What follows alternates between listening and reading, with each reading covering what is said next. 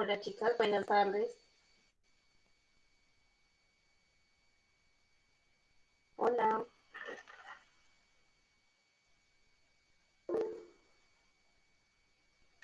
¿cómo están?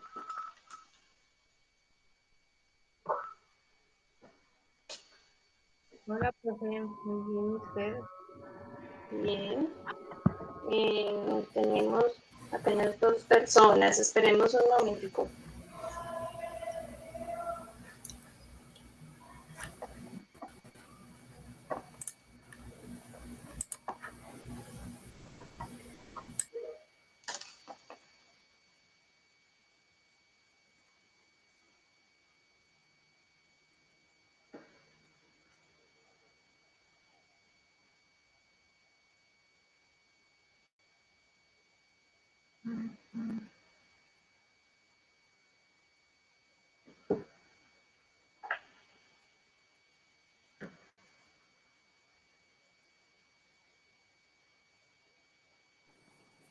Profe, Sí, cuéntame.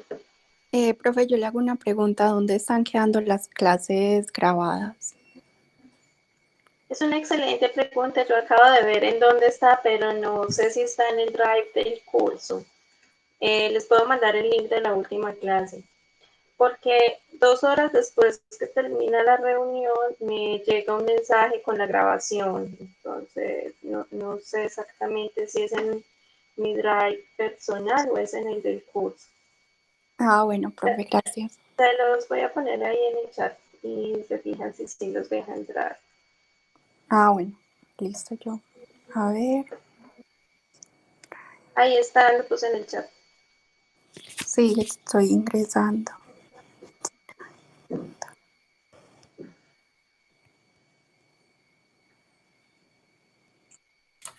Buenas tardes, profe. Sí, parece que sí quedan en el drive del grupo. En el drive del grupo voy a mirar. En una carpeta aparte.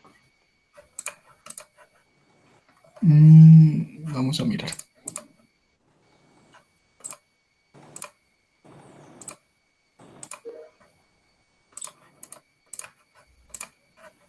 Hey, guys.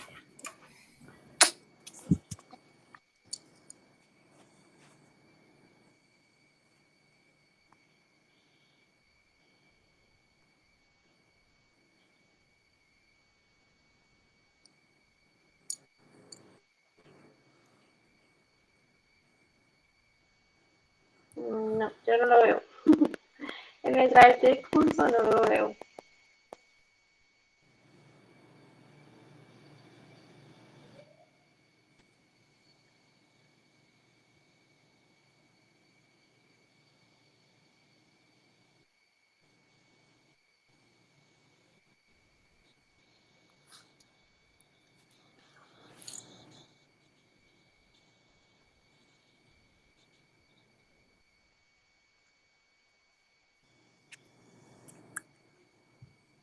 David, no sé, que nos dijo que estaba en el drive del curso.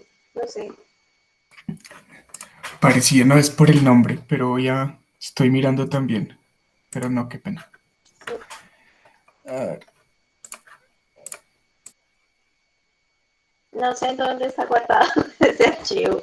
O sea, lo puedo ver porque ese es el link que me llegó, pero no sé dónde está. Creo que lo puedo mover para que esté en el drive del curso.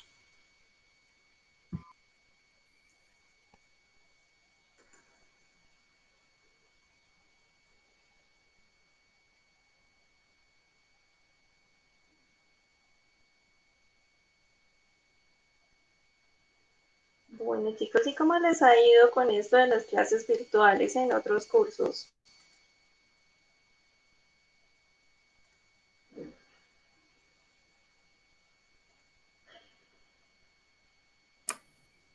pues es un poco complejo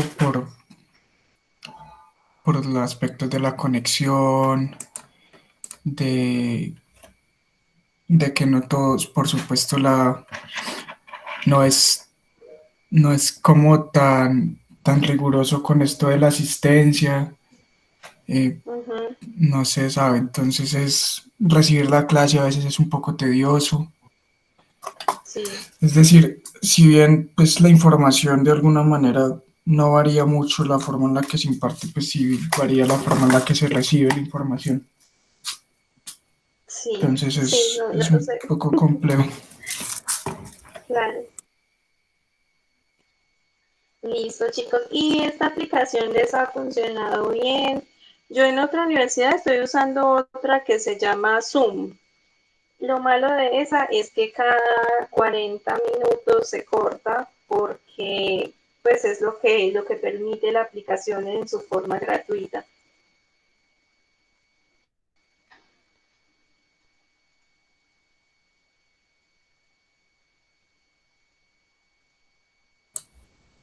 Pues en esta aplicación sí ha sido más fácil. Yo he visto que otros profesores también han intentado hacerlas en Zoom, pero han Sí, tenido pues los mismos problemas de conectividad, de que no todos saben ingresar a la plataforma, de que Zoom requiere una inscripción previa, en cambio pues acá es como más directo. sí, sí, pero yo esta la noto menos fluida que Zoom, es lo único que veo como de mal. Pero bueno, mm,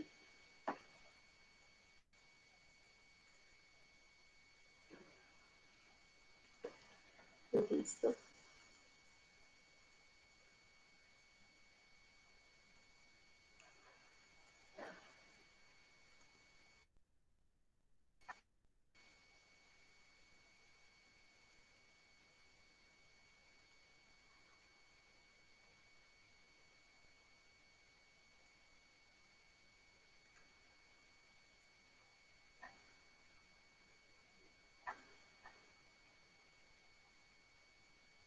Bueno, y también el problema que a veces las diapositivas se quedan como congeladas.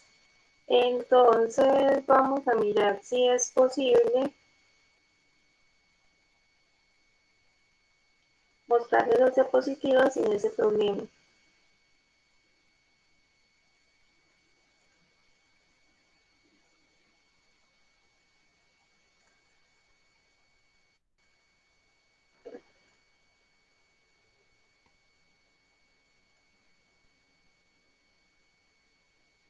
Bueno, necesito un monitor para esta clase que me vaya diciendo si se ve.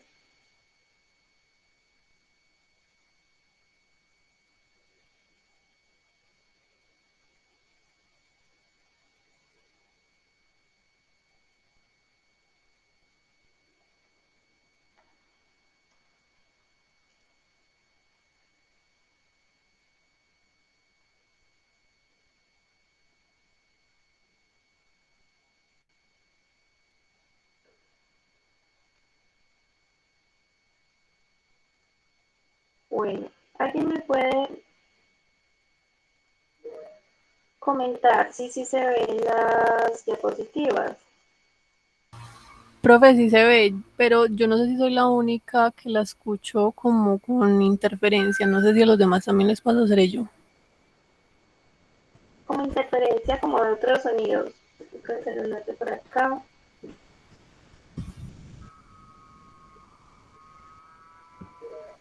¿Y Diana qué dice que ya escuchan? también igual.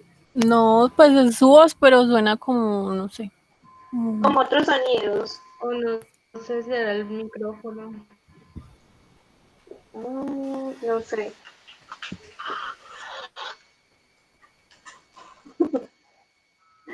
No sé. Qué desastre esto, güey. Y lo que no sé es, yo empiezo a hablar y los dejo de ver, dejo de recibir como para saber si me están escuchando. Ya si me escuchan mejor o igual.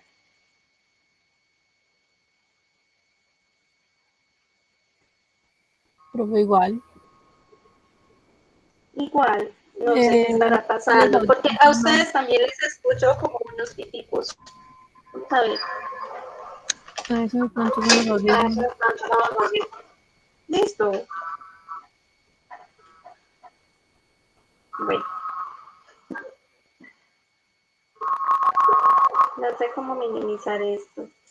Bueno, que se vea.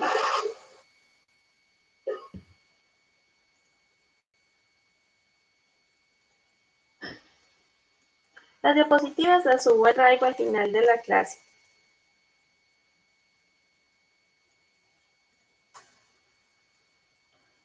Bueno, chicos, entonces empecemos. La idea es que empecemos ya terminemos finalmente la primera unidad de este curso que ha sido eterna, terminando por cómo está la salud mental en nuestro país, ¿sí? Nosotros, como el nombre del curso lo indica, ¿sí? Hablamos de psicopatología, pareciera como si el abordaje fuera solamente desde ese punto de vista de lo patológico, de la enfermedad, pero finalmente, desde donde se trabaja en psicología clínica, abordamos que se trata de un asunto de que la salud y la enfermedad son dos caras de una misma moneda. Por tanto, es importante que podamos entender también que no solamente estamos hablando de un proceso de enfermedad, sino que la enfermedad, más que un estado estático, hace parte dentro del proceso que es la existencia, que es el estar vivo. Entonces vamos a mirar cómo se conoce, qué es la salud mental en Colombia, y vamos también a abordar cuáles son esas afectaciones en la salud mental que tiene la población en la actualidad. Hasta aquí alguien me puede retroalimentar si están escuchando y viendo la diapositiva. Pues yo sí estoy escuchando, profe, y sí veo la diapositiva. Listo, gracias. Voy a pasar a la segunda diapositiva, me confirma si la ves. Sí, en Colombia la salud mental es... Exacto, gracias. Listo. Entonces, en Colombia hemos tenido un desarrollo en cuanto a la legislación, en cuanto al Plan Nacional de Salud Pública, en empezar gradual, muy lentamente, empezar a tener en cuenta que la salud mental es tan importante como la salud física. Este proceso, digamos que no ha estado libre de muchas dificultades, ¿sí? Hasta hace muy poco no contábamos con lo que se llama una ley de salud mental. Esto es algo realmente muy reciente, es solo hasta 2013 que se tiene esa posibilidad. Entonces, digamos que teniendo en cuenta como todos los años de historia que ha tenido nuestro país y desde que sale la ley 100, ¿sí? Pasan casi 20 años para poder llegar a decir, mira, ya hay una ley de salud mental.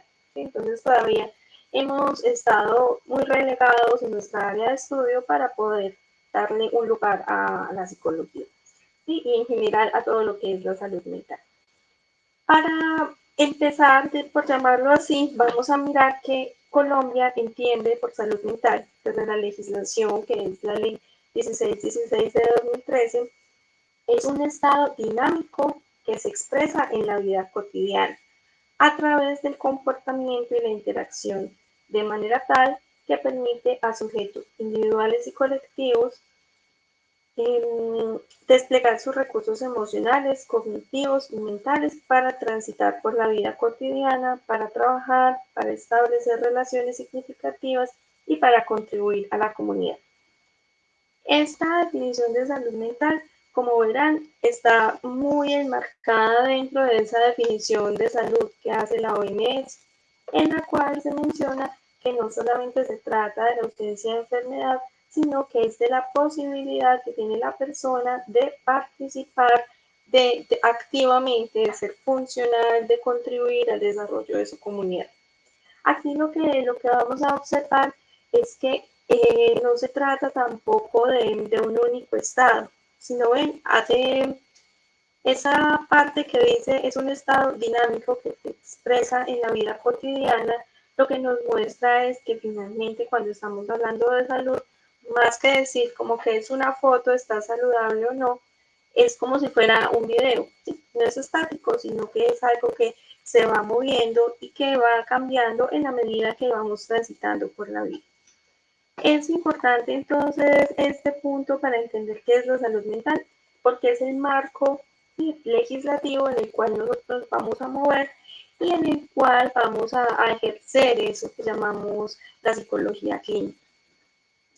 A su vez, se va haciendo pues, cada vez en la medida que ustedes avanzan más en la carrera, necesario que vayan conociendo desde el punto de vista del contexto legal, del contexto social, qué es aquello que va rigiendo esos procesos que nosotros hacemos con los pacientes.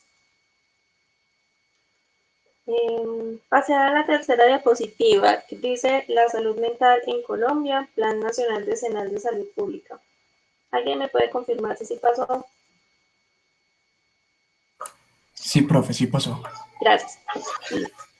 Entonces, para nosotros poder aproximarnos a cómo ese marco social y legal en Colombia se ha desarrollado diferentes leyes, diferentes decretos y sobre todo se ha incluido la salud mental en el Plan Nacional Decenal de Salud Pública, en el cual se establecen unas metas, unas estrategias para, evidentemente, como su nombre lo indica, tratar de llegar a este punto en el cual la salud general de la población esté en un mejor estado. Dentro de este plan, entonces, quizá en años anteriores pues no había tenido tanta relevancia, pero si uno hace la comparación de los planes anteriores, ve que cada vez se va teniendo mucho más en cuenta la parte de la salud mental. Asimismo, en Colombia se crea el Observatorio Nacional de Salud Mental, se establece la Ley 16 de Salud Mental y además nosotros tenemos como Colombia, hacemos parte de la Organización Panamericana de la Salud y también seguimos los lineamientos de la Organización Mundial de la Salud, que es la que evita el CIE-10 y que nos va a permitir a nosotros contar con unos criterios diagnósticos y nos va a permitir elaborar estos procedimientos de diagnóstico. Entonces, esto es como para considerar ese marco legal y social. También es importante que lo conozcan desde el punto de vista de mirando a futuro las investigaciones que ustedes vayan a proponer para sus trabajos de grado, o si de pronto en general les llama la atención el campo de la investigación, porque es importante conocer qué es aquello que está allí como en los fundamentos y desde los cuales uno puede operar. Específicamente, el Plan Nacional de Salud Pública tiene unos enfoques para lo que es específico de la salud mental, y es que empieza a considerarse la salud mental ya no como un privilegio, sino como un derecho que todos tenemos. Además, incluye lo que se conoce como perspectiva de género. La perspectiva de género nos habla de tener en cuenta, más que decir como que hay una supremacía de uno u otro género, es que, como verán más adelante en esta presentación, dependiendo del género tenemos unas tendencias a enfermarnos más de unas cosas que de otras. Entonces es importante esa perspectiva en la medida que va a permitir hacer un enfoque diferencial. Asimismo, dependiendo de en qué etapa de la vida nos encontremos, también vamos a ser propensos a tener una posibilidad de desarrollar ciertas enfermedades más que otras. Y las personas que pertenecen a lo que se llaman minorías, ¿sí? Más que porque sean miradas de una manera negativa, sino que son población especial, personas en situación de desplazamiento, de víctimas, la población con discapacidad, van a tener también unas necesidades diferentes al resto de la población general. Entonces también ese enfoque diferencial va a ser supremamente útil e importante para poder acercarnos a la salud mental de las diferentes poblaciones. Y por último, que es básicamente creo que es muy importante hoy que lo entendamos en esta clase, es que tiene el enfoque de los determinantes sociales de la salud. De pronto en algún otro curso o en alguna otra aproximación que hayan hecho a la salud pública, han conocido un poco de ese término, los determinantes sociales de la salud.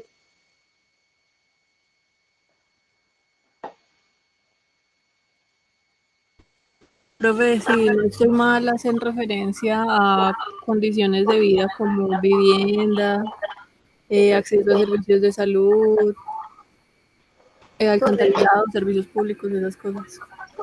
¿Quién me habló? No me aparece Carolina. aquí. Carolina, listo. Exactamente. Los determinantes sociales de la salud, si ven un gráfico que es como un arcoíris en la diapositiva. Sí, profe.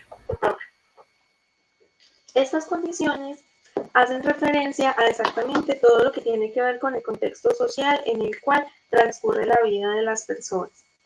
Y estas condiciones empiezan a ser investigadas cuando en los 80 se empieza a tener en cuenta por parte de diferentes ciencias, especialmente de la epidemiología, que la carga de enfermedad en las diferentes poblaciones está distribuida de forma muy diferente a partir de situaciones como los ingresos económicos y las condiciones sociales en general. Es así como se va, digamos, a responder a una pregunta, a un interrogante que se hacen estos epidemiólogos, y es por qué alguna gente está sana y otra no. Si a ustedes les hacen esa pregunta desde el punto de vista de la salud mental, ¿ustedes qué responderían? ¿Por qué hay gente que tiene más propensión a tener ciertos trastornos de salud mental y otra que no?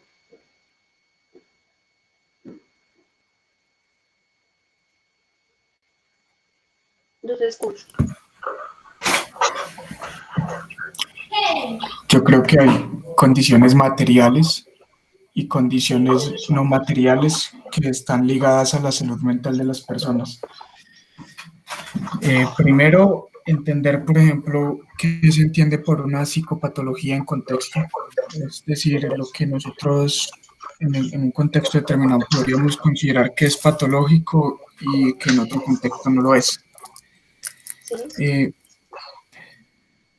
Eso, pues, adentro de estas cuestiones que no son inmateriales, o sea, por ejemplo, uno podría decir que ciertas condiciones económicas pueden percibir ciertos trastornos. O sea, en ambos casos, sí, por ejemplo, no podría sacar estadísticamente eh, de este estrato a este estrato tiene esta tendencia o esta prevalencia en enfermedades mentales. En estos otros estratos se tiene esta otra prevalencia. ¿Esto qué quiere decir? Que no porque alguien tenga una mayor capacidad adquisitiva no va a padecer psicopatologías, sino que pueden estas variar dependiendo pues de este aspecto concreto. Entre otras cosas, además, pues hay cuestiones de, como bien decías, de género, hay cuestiones de genética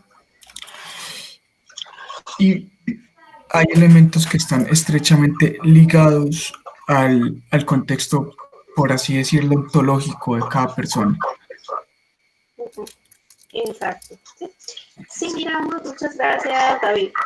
Si miramos el gráfico que ustedes ven en esta diapositiva, vamos a mirarlo desde la parte más interna hacia la más externa. Entre más interna sea la banda que estamos viendo en este gráfico, va a ser más inmodificable. ¿Qué cosas, por ejemplo, dentro de nuestro contexto y dentro de nuestras características personales no son modificables? No es modificable el lugar donde nacemos, ni la época, ¿sí? La fecha en la cual nacemos, ni el paquete genético con el cual venimos. Asimismo, venimos ya determinados con un sexo biológico. No vamos a entrar en que si se puede variar o no, pero ya venimos al mundo ya con estas características determinadas. También es tener en cuenta situaciones en las cuales no podemos, digamos, escoger el nivel socioeconómico de la familia a donde llegamos. ¿Sí? Son diversos factores que son completamente inmodificables y ya son lo más cercano. Estos factores se llaman factores o determinantes proximales. Entre más nos alejamos de ese círculo rojo de la mitad, las demás cosas se van haciendo más modificables y más distantes del individuo. Entonces, si bien no podemos escoger en qué año nacimos, ni dónde nacimos, ni quiénes son nuestros padres, ¿qué hacemos con aquello que nos viene dado, o aquello donde nacimos? Es donde se empieza a poder tener cierta capacidad de modificar. ¿Sí? Cierta capacidad es dependiendo pues de las circunstancias, pueden ser más o menos. Primero, puede que nazcamos en una familia en la cual todas las personas tengan una gran tendencia al sobrepeso, ¿sí? Entonces nacemos en esta familia, si miramos quizá la forma de alimentarse pueda contribuir mucho a ese sobrepeso, pero en la medida que vamos ganando más libertad, también podemos tener acceso a conocimiento que nos puedan llevar a modificar esa tendencia que ya viene dada, quizá un poco por la genética, pero también por el estilo de vida.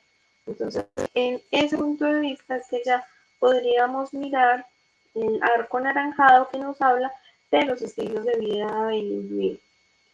Asimismo, no solamente lo que uno puede hacer como individuo, sino lo que puede hacer dentro de una comunidad también empieza a ser más modificado. Cada vez se va distanciando más como del control individual, pero a su vez estas diferentes posibilidades empiezan a tener más posibilidades de ser intervenidas, no solo del individuo, sino por parte de los estados que van a poder proporcionar herramientas para mejorar esas distintas condiciones.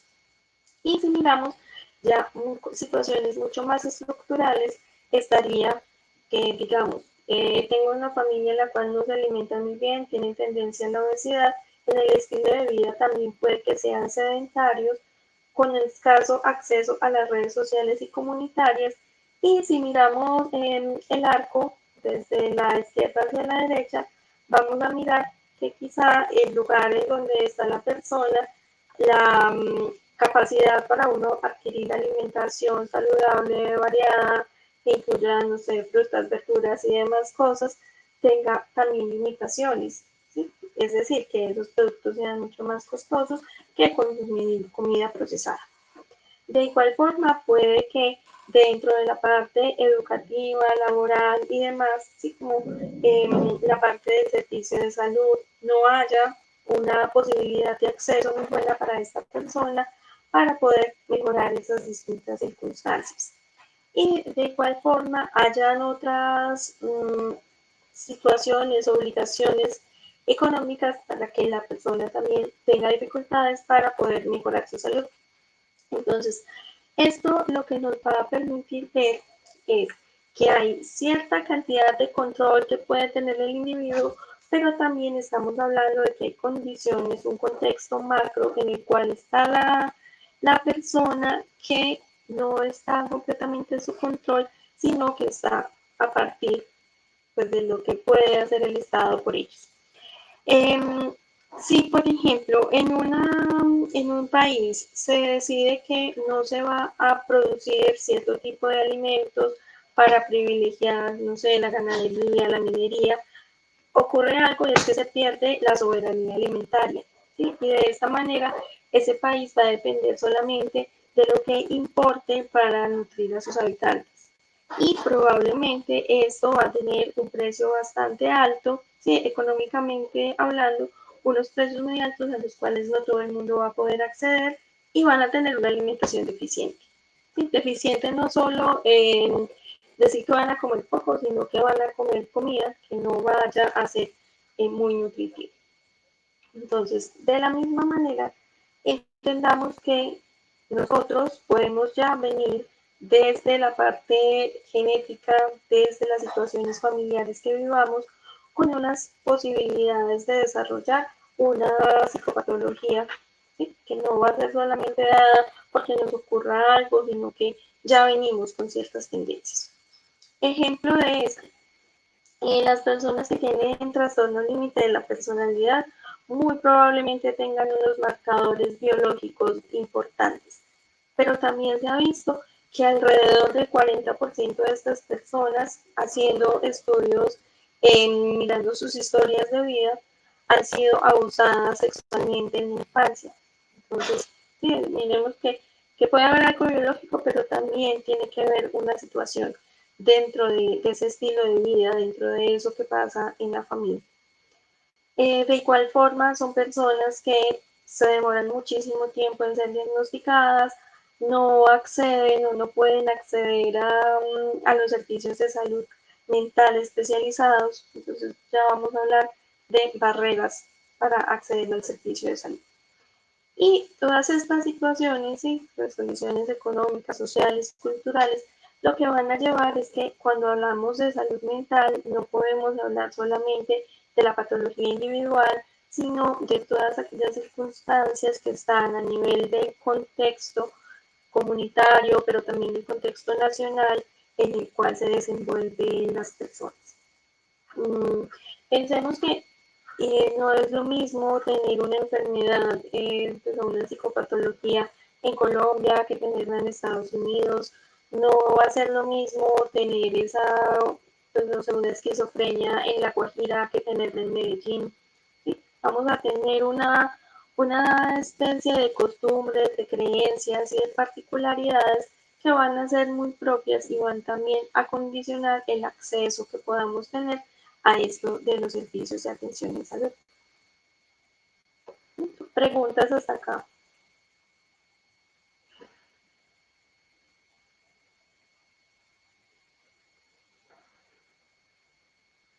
No tenemos preguntas u observaciones.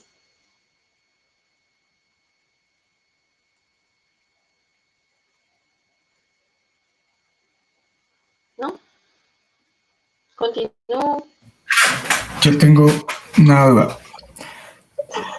Cuando se trata el diagnóstico, pues uno claramente tiene todo este tipo de condiciones en cuenta, por supuesto. Pero cuando hablamos de intervención, entonces, ¿a qué se reduciría la labor del psicólogo, en tanto interventor? Sí, esa es una pregunta súper importante, porque cuando ya estemos haciendo la parte no solo del diagnóstico, sino la parte en la cual, bueno, ¿y qué hacemos con esta persona? Ya sabemos qué es lo que tiene o qué es lo que parece tener, pero nuevamente, así como tú lo mencionabas ahora, no va a ser lo mismo tener una esquizofrenia en una persona que tenga un estrato 6, que tenga posibilidad de ir al psiquiatra de forma particular, que tenga medicina preparada que le pueda permitir acceder a la psicoterapia o a la psiquiatría pues, semanal o quincenal, que una persona que tenga que esperar entre 1 y 3 meses para que el psiquiatra le haga ese control. ¿Sí? No va a ser lo mismo atender a unas personas que se encuentren en un convenio de medicina prepagada que atender a una persona que va a la IPS y solamente puede acceder a una cita al mes. Ese es el asunto como desde ese punto de vista del tratamiento. ¿Y qué podemos hacer? Pues primero, conocerlo como desde el punto de vista de hacer siempre atender lo mejor posible con los recursos que tenemos, pero también orientar a las personas a que se reconozcan como sujetos de derecho y que ellos también, en la medida que cada vez más hay unas diferentes estrategias que se han implementado desde el Estado para poder dar respuesta a esas demandas en salud mental, las personas las conozcan, enrutarlas para que puedan acceder a ellas y si digamos que tienen problemas de acceso, también saberlas enrutar de en qué lugares se puede conseguir o ayudar desde la parte legal que puedan tener ese acceso. Y como presentar acciones de tutela, pues, porque si no les dan las citas o ese tipo de cosas. Por ejemplo, la Universidad de Antioquia en la Facultad de Medicina tiene un consultorio especial se llama como consultorio legal de seguridad social, en donde hay abogados especialistas en estos temas que orientan a las personas que necesiten, por ejemplo, presentar una acción de tutela para que ellos puedan acceder a una cirugía que fue negada, a una consulta con el especialista que no se ha dado. Y muchas veces parte de ese trabajo y de entender esto es saber enrutar a la persona para que pueda acceder.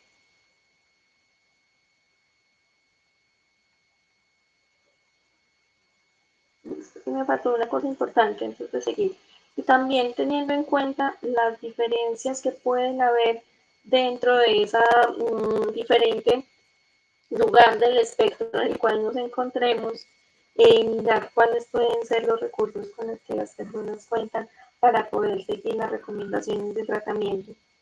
Sí, yo creo que eso también es una parte muy importante de reconocer que pueden haber distintas redes de apoyo social y que muchas veces ni siquiera dependen como de una parte económica.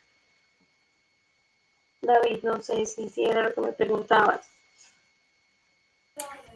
Sí, sobre todo pues porque digamos que la salud mental en Colombia también puede generar cierta sectorización. Entonces, para unas personas, por supuesto, es mucho más sencillo acceder a cierto tipo de tratamientos, a cierto tipo de terapias, a cierto tipo de apoyos, independientemente pues de lo que uno como profesional en psicología tenga a su bien de juzgarlos, ¿no?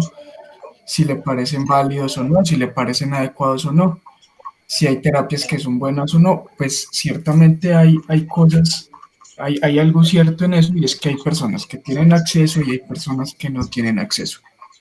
Sí, Entonces, pues, por ejemplo, en el caso del interventor social,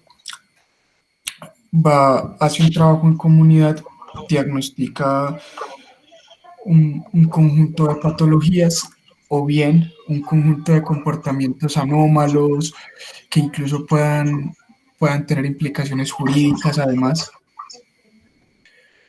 pero la intervención no sería pues como tan directa como sería pues en el caso del consultorio, por ejemplo. Ah, claro. Puedes silenciar el micrófono. Hay mucho ruido acá. Sí, por ejemplo, cuando yo empecé a trabajar, mi primer trabajo fue en un programa que hace parte de la Agencia Nacional para la Superación de la Pobreza Extrema. Y en Medellín ese programa operaba y creo que todavía con el nombre de Medellín Solidaria. Y justamente se trata de un programa que busca hacer que las familias de los denominados, ¿cómo se llama esto? Como de las poblaciones vulnerables, ¿sí? De lo que se consideraba para aquella época los estratos 1 y 2, que tenían o que eran considerados como poblaciones excluidas o marginadas, y lo que se buscaba era acercar la oferta de ciudad a estas familias, porque lo que se ha investigado es que la pobreza extrema, por ejemplo, pues eso no es una enfermedad mental, pero se consideraba o se considera todavía que hay unas barreras mucho más allá de lo físico que impiden que las personas puedan empezar a romper ese ciclo de la pobreza. Y ustedes habrán visto, por ejemplo, una posición que a veces, realmente eso no es patológico, pero una posición de asumirse como víctima y de no tener como esa posibilidad de verse o de concebirse como algo más allá, la desesperanza aprendida, ¿sí? Esa es la palabra que estaba buscando, en la cual puede que yo vaya e intente alguna vez acceder a algún servicio, a buscar un abogado, a conseguir una cita con el especialista, pero en algún momento me cerraron la puerta, entonces yo ya perdí la fe en que pudiera llegar a obtener por mí misma esa posibilidad de recibir ayuda.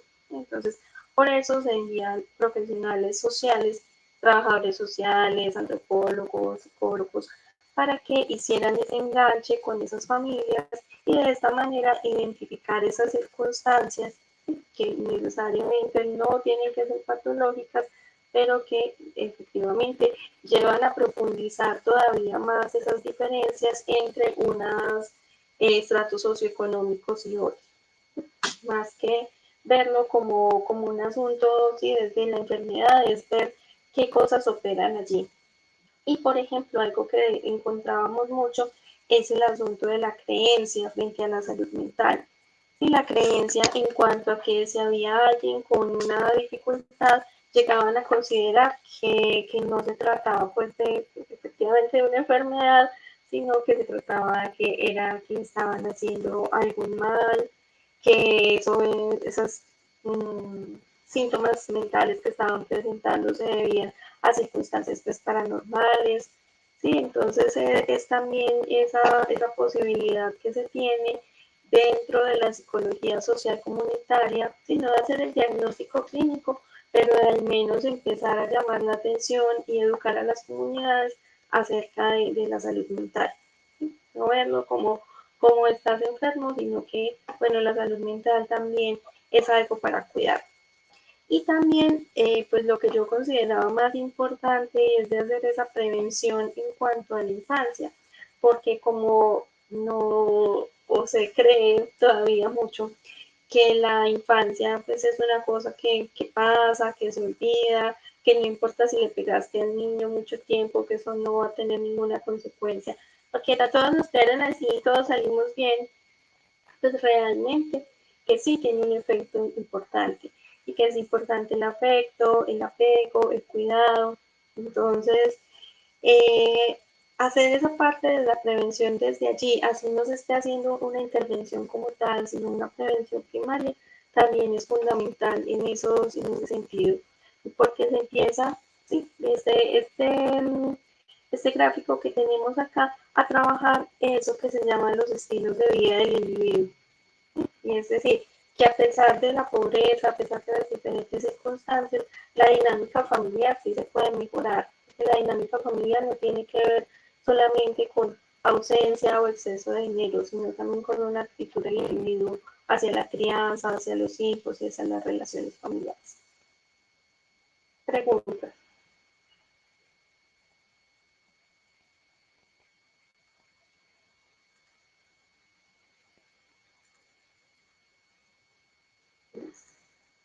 Bueno, chicos, no sé qué se me hizo el chat, entonces si tienen preguntas, por favor, me cuentan.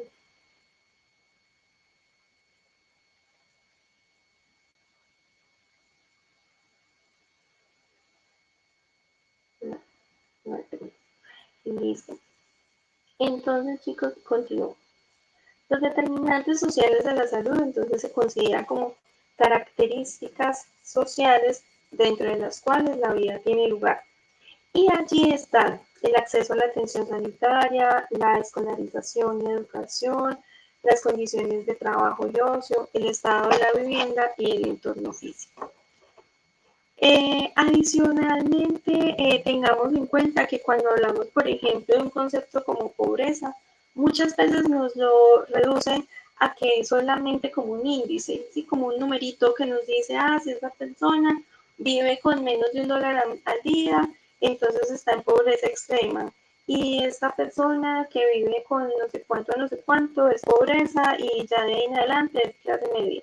¿Sí? Más que eso, se busca abordar como todo esto, no viendo los retos de la pobreza, sino desde el desarrollo humano como algo multidimensional, en lo cual se incluye la posibilidad de educarse, de recibir los diferentes derechos, por ejemplo, tener un nombre propio, tener un documento de identificación, tener acceso a la educación según la edad, tener acceso también a la alimentación, a la justicia.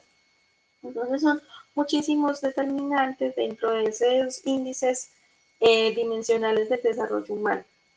Y también vamos a observar que hay un conjunto de factores sociales y políticos, económicos y culturales que van a tener mucha influencia en el estado de la salud.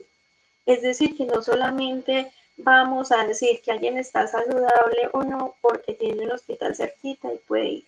Porque de nada sirve que uno vaya al hospital, le digan, sí, mira, estás enfermo, tienes diarrea, entonces tómate este suero, vas a la casa, le echas agua, lo preparas, y en la casa yo no tengo agua potable y no sé qué hervirla y me tomo el suero con agua contaminada, porque nada así. Entonces es tener muy en cuenta todo ese proceso. Igual cuando damos alguna recomendación desde la psicología, digamos, le decimos a una señora maltratada, no es lo más recomendable, es que empieces a hablar con tu esposo, a mejorar la comunicación con él para evitar el maltrato. Y llegamos y es que el esposo es una persona en el barrio, digamos, de los duros del barrio, que vende drogas y que cualquier cosa que ella le diga, él le responde con un golpe. ¿Sí? Y que además tiene varios hijos con él y depende económicamente de él. es tener en cuenta como todas esas circunstancias. Cuando hacemos una intervención, eso cómo lo va a poder llevar a cabo la persona en ese contexto real en el cual vive. Estas, o la razón por la cual vemos los determinantes sociales de la salud en esta presentación es porque tener en cuenta esto nos va a permitir ver que las diferentes patologías mentales tienen una multicausalidad. Es decir, no solamente se dan por un desequilibrio biológico, no solamente se van a dar por una situación traumática, sino que van a haber diferentes circunstancias en juego que pueden hacer que se produzca esa dificultad. Bueno, en esta diapositiva, por favor me confirman si la ven, se llama el modelo de Lewis-Clark. Me pueden confirmar por el chat o por voz. Sí, se ve, profe. Después, cuando ustedes se gradúan, estudian el efecto de los profes de dar clases virtuales. Uno se siente a veces como loquito, porque no hay retroalimentación y no se ven las caras de las personas. Entonces es muy complejo. Pero bueno, en todo caso, cuando analizamos cualquier tipo de enfermedad, se habla que todas las enfermedades tienen su propia historia natural, es decir, un momento prepatogénico en el cual están un montón de circunstancias que hacen que la enfermedad se pueda producir, un periodo patogénico en el cual ya la enfermedad se ha instaurado y un periodo de resultado o desenlace en el cual ya se conoce o se puede evidenciar qué es lo que pasa con la enfermedad.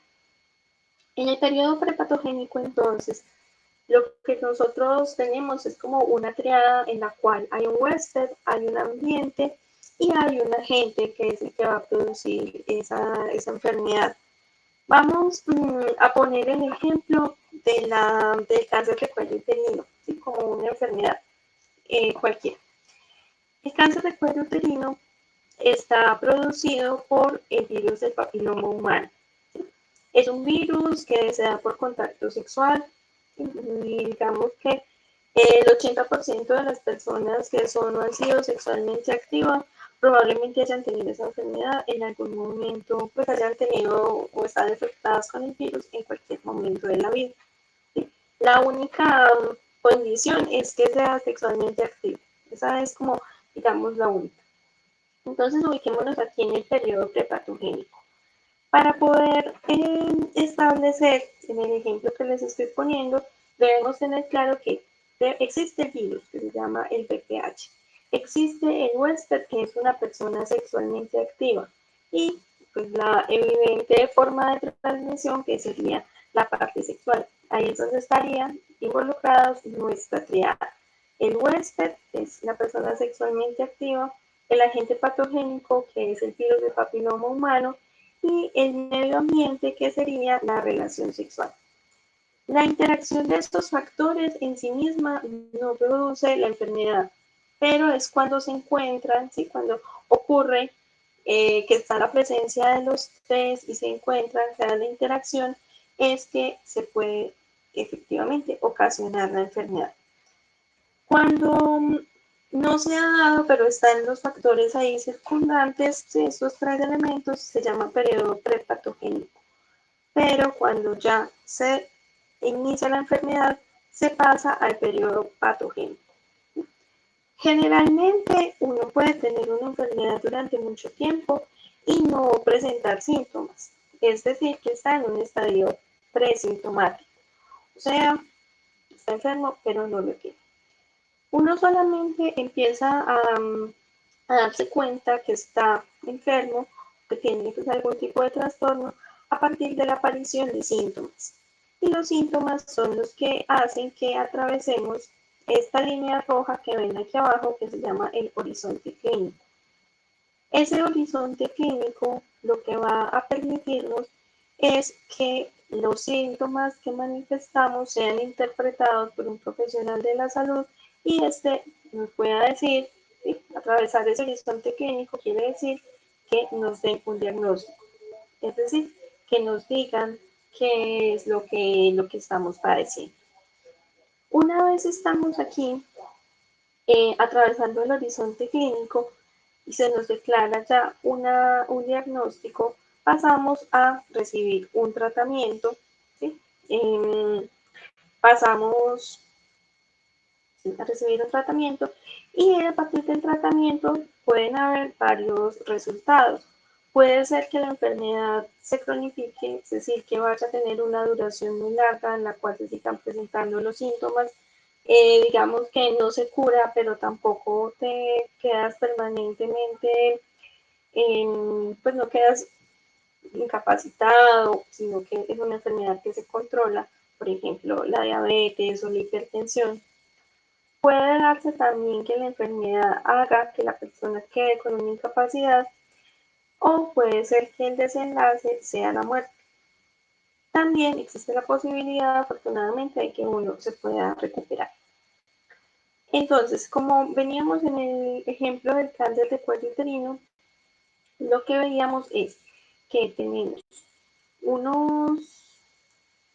una posibilidad de estar infectado, no tener ningún síntoma hasta que de pronto uno se haga una citología o se haga un examen de VPH y en ese examen ya efectivamente te informan es que tienes este virus y generalmente cuando se presentan los síntomas es porque ya hay algún crecimiento anormal o algún tumor. Y esto es lo que va a permitir que se efectúen tratamientos como sacar un pedacito del cuello uterino por crioterapia o algún otro procedimiento y esto puede que ayude a que se elimine la enfermedad, ¿sí? Que haya la recuperación. Otra posibilidad es que cuando se vean los signos y los síntomas, la persona ya tenga mucho parte del órgano comprometida, entonces se deba sacar completamente, retirar cuello uterino y útero, y esto haría que la persona quede con incapacidad porque en la medida que no podría volver a concebir y también en la medida pues que esto va a traer una afectación importante a sus hormonas. La última posibilidad es que cuando se presenten los síntomas la persona pueda asistir al médico y le puedan hacer un diagnóstico, lo que encuentren es que ya no solamente está comprometido el cuello uterino, el útero, sino otros órganos y por tanto ya no haya posibilidad de curación y ocurra la muerte. Esos serían como digamos los posibles resultados frente a esta enfermedad. ¿Ha quedado claro? Para hacer otro ejemplo ya con una enfermedad mental.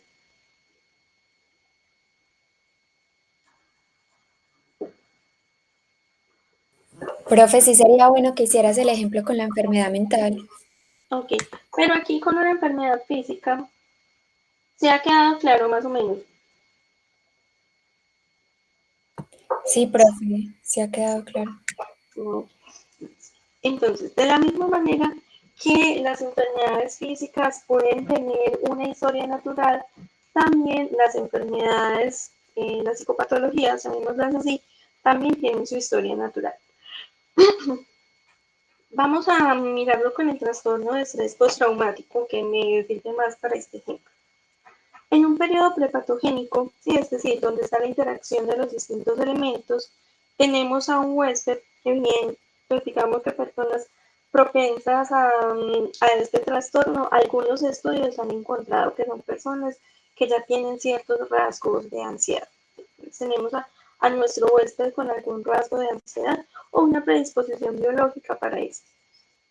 Adicionalmente, el ambiente es un mundo, ¿sí? Un mundo en el que nos encontramos ahora, en el cual pasan muchas cosas impredecibles e incontrolables.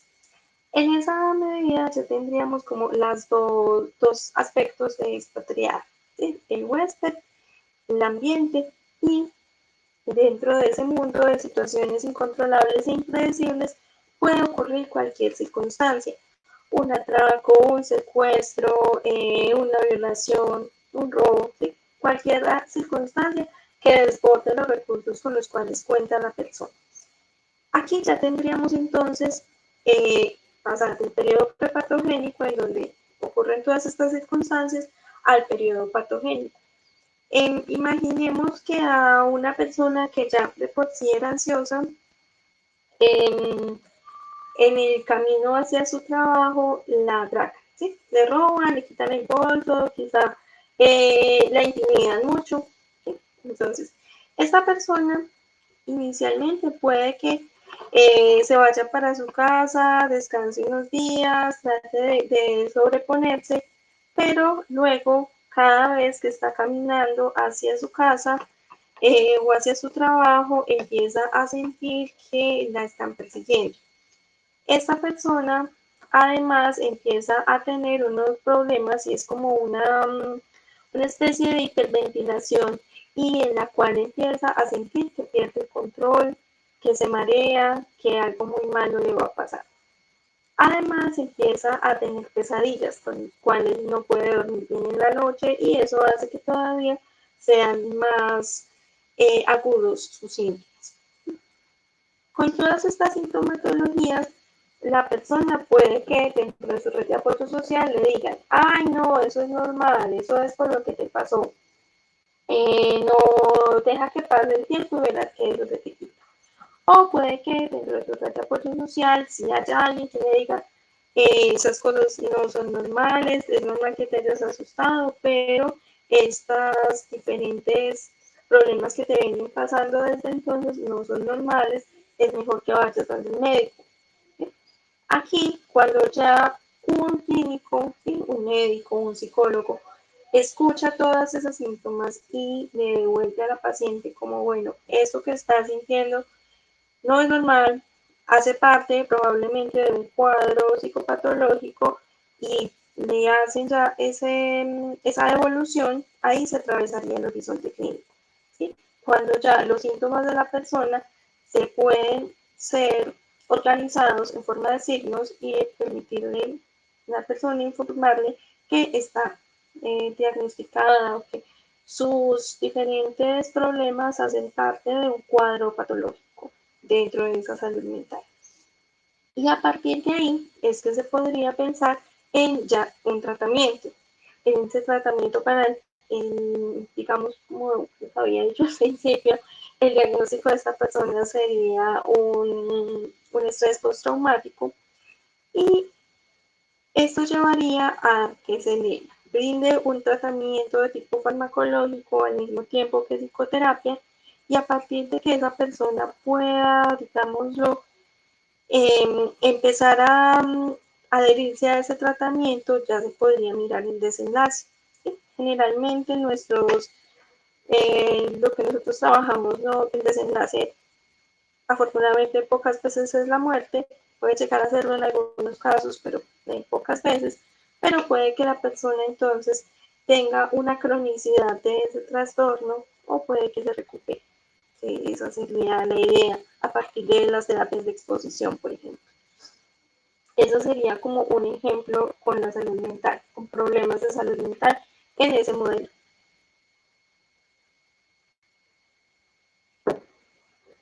Preguntas.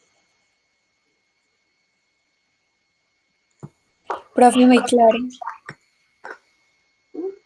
Bueno, entonces sí, la idea es mirar que a veces tenemos que hacernos, hacerle este recorrido, este rastreo al paciente para mirar muchas veces qué fue lo que pasó, por qué se enfermó y sobre todo, pues lo que a mí me parece más importante es cuáles son las barreras con las que tiene o con las que se enfrenta para poder acceder al servicio de salud mental. Para que eso lo tengamos presente, sea cual sea la orientación teórica que ustedes elijan para ese tratamiento.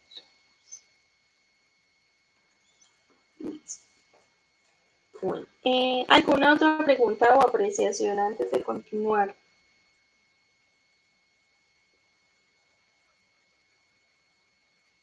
No. Bueno, entonces, continuamos entonces, ya que observamos qué son los determinantes sociales de la salud, que miramos cuáles son la historia natural de las enfermedades. Vamos a hablar ahora acerca de los estudios sobre la salud mental que se han hecho en nuestro país. Bueno, tenemos que para el año 2015 se hace, pues esa es la última versión que hay de la encuesta nacional de salud mental, en la cual se incluyeron a 13.200 hogares y 15.531 personas. Dentro de estas personas se encuentran pues todas las diferentes etapas del ciclo vital, ¿sí? Niños, jóvenes, adultos y personas mayores. Adicionalmente, en el año 2012, 2011-2012, en colaboración de la Alcaldía y la Universidad CES, se hizo en Medellín el Estudio Poblacional de Salud Mental. Y muy probablemente, ya no me acuerdo si es este año o el otro, que se va a hacer ya una actualización de ese estudio. Estos estudios se consideran como un insumo fundamental para nosotros porque lo que nos han permitido ver y digamos constatar también con el trabajo que uno mismo hace en los diferentes ámbitos de la consulta psicológica es cuál es esa prevalencia de las enfermedades y la carga de las enfermedades que ocurren en nuestro país y en nuestro contexto. Se me olvidaba también. En el 2017, en Envigado, el mismo equipo que hizo el Estudio Poblacional de Medellín, también hicieron otro de estos estudios poblacionales. Estos estudios están en la carpeta del grupo, en la carpeta del salón en Drive. Me falta ponerles de Envigado, ahorita lo subo. Pero es importante pues, y ojalá guarden esa carpetica por lo que les digo, porque a veces necesitamos saber y prepararnos para qué es eso que vamos a atender. Y esto nos va a mostrar y nos de pronto a explicar por qué escogimos algunos trastornos para este curso y no otros, ¿sí? Porque son los que más nos afectan. Bueno, aquí, no sé, ojalá vean la diapositiva. Aquí se muestra cómo fue la muestra de las personas o los participantes seleccionados para el estudio de salud mental en Medellín. Cuando nosotros hablamos de un estudio poblacional, es que partimos de un universo. Dentro de ese universo, entonces, para el caso nuestro, serían los 2 millones de habitantes que tiene la ciudad. ¿Sí? No estoy hablando de área metropolitana, sino la ciudad de Medellín. Y aquí, entonces, lo que se busca es que todas las personas que conforman ese universo poblacional, para que se considere un muestreo bien hecho, es decir, un muestreo que represente a toda la población, se debe hacer una selección aleatoria. ¿Sí? Aleatoria quiere decir que si de esas 2 millones de personas hay 200.000 que pertenezcan al estrato 6 y 1 millón que pertenezcan al estrato 1 y 2, tiene que corresponder la cantidad de gente que viva en los estratos 1 o 2 con la cantidad de personas.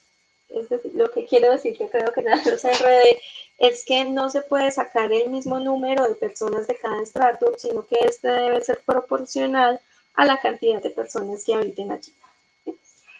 Además, no se puede hacer como que, es que los que voluntariamente me colaboraron, que yo fui allí y llamé por el megáfono a ver si alguien se interesaba. No. Estos estudios deben hacerse de manera tal que dentro de las manzanas seleccionadas para entrevistar se pueda capturar a los participantes requeridos para cumplir con esa cantidad de muestreo. Y no deben ser como los que uno se consiguió por allí porque son mis amigos, sino los que cayeron dentro de ese procedimiento del azar. Es decir, se hace como estratificado, ¿sí? Por cuántos estratos hay y por cuántas personas deben haber por cada estrato, pero ya dentro de cada uno se selecciona al azar cuáles manzanas visitar y dentro de esas cuántas viviendas son las que se necesitan. Es así como, sí, todo esto se los digo para que entendamos que estos datos son muy valiosos porque hacer un estudio poblacional y en estas ciudades es un esfuerzo monumental. Por eso se han demorado tanto en hacer, desde el 2011 acá se han demorado mucho en volver a hacer uno, que es complejo de hacer. Bueno, entonces visitaron 19.564 hogares. Es decir, esos fueron los que cayeron en la parte del azar. Pero solamente de esos 19.500 se pudo hacer encuesta a 13.550. Es decir, que muy probablemente hubo un rechazo muy grande a participar de la encuesta. ¿Y por qué? Ahí sí, eso es también como algo importante de considerar, sobre todo porque los estratos 4, 5 y 6 tienen mucha reticencia a participar en este tipo de estudios, o pues, en general a que los encuesten. Bueno, y dentro de esos hogares se hace la encuesta a 16.147 personas. Estas personas entonces se distribuyeron, como les había mencionado, en 4 grupos de edad: niños, adolescentes, adultos y adultos. Pues, llamémoslo, pues, aquí dice de 45 y más años, no son adultos mayores, pero sí es como el último grupo poblacional. Esta es la muestra nacional, ¿sí? Y ya les muestro la de Medellín.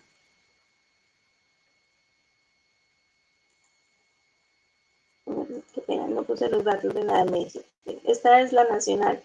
Entonces, para el año en que se hace, teníamos una población de 42.166.000 habitantes, y lo que se logró hacer la encuesta fue a estas 15.351 personas, que mire toda la cantidad de gente que se pierde. De los hogares encuestados solamente responden 13.000 de esas 16.000, y luego de revisar las encuestas válidas quedaron 15.351. Es un proceso complicado, pero se logra hacer esta muestra bastante grande. ¿Qué queremos ver? Los resultados tanto de la encuesta nacional como la de Medellín son súper extensos. Yo se los colgué en el Drive, son unos libros pues, amplios. La nacional tiene 2 tomos. Y la idea es que ustedes conozcan como lo que se considera más fundamental, ¿sí? Para que veamos algunas diferencias, para que estemos un poco contextualizados de qué se trata esta encuesta y sobre todo de sus hallazgos. En la encuesta de salud mental en Colombia se encontró que haciendo esto es una pregunta, ¿sí? La pregunta es si ha tenido algún trastorno de salud mental en toda su vida o si lo ha tenido en el último año. Entonces, de estos participantes del sexo femenino, en el último año el 10.1% de toda la muestra sí había tenido algún trastorno de salud mental en algún momento de su vida, frente al 8.2% de los hombres. En general en el transcurso de su vida. Y en el último año, el 3.2% de los hombres y el 4.8% de las mujeres. No es una cifra despreciable, ¿sí? Para que eso lo tengamos en cuenta, que casi el 10% de la población haya tenido algún trastorno de salud mental en algún momento de la vida. Y aunque en los últimos 12 meses sea casi la mitad, también empieza pues, a llamarnos esa parte de la atención. Y también más adelante se los desgloso como más, pero que empecemos a mirar que al parecer pertenecer al sexo femenino tiene o se empieza a constituir en un factor de riesgo. Preguntas hasta acá.